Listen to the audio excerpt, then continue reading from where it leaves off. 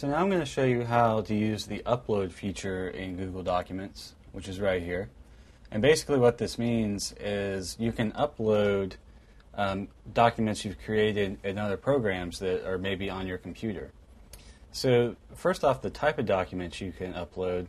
If it's a document like a just plain old like Word doc, you can of course upload Microsoft Word, that is a .doc, rich text, which is a .rtf, an open document text, which is from the free OpenOffice, which is a ODT, and the Star Office, which is a .sxw.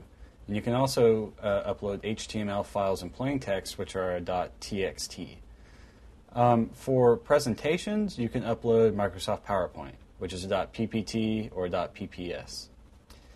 And for spreadsheets, you can upload a comma-separated value document, which is a .csv, or a Microsoft Excel, which is .xls, and then also spreadsheets from the OpenOffice program. So to upload a document, you just want to go to that, just like where I showed you before, this upload feature right here, and then you just want to browse for it on your computer. And let's see, I've got this Excel sheet on my desktop, so I'll just find that and open it. And then you also have the option to enter the URL of the file on the web if you have that information and want to add files already on the web. And then you have the option here to rename it if you want to name something differently than the file name, which right now it's just budget, so I'll change it to my budget. And then that's it, you just upload the file.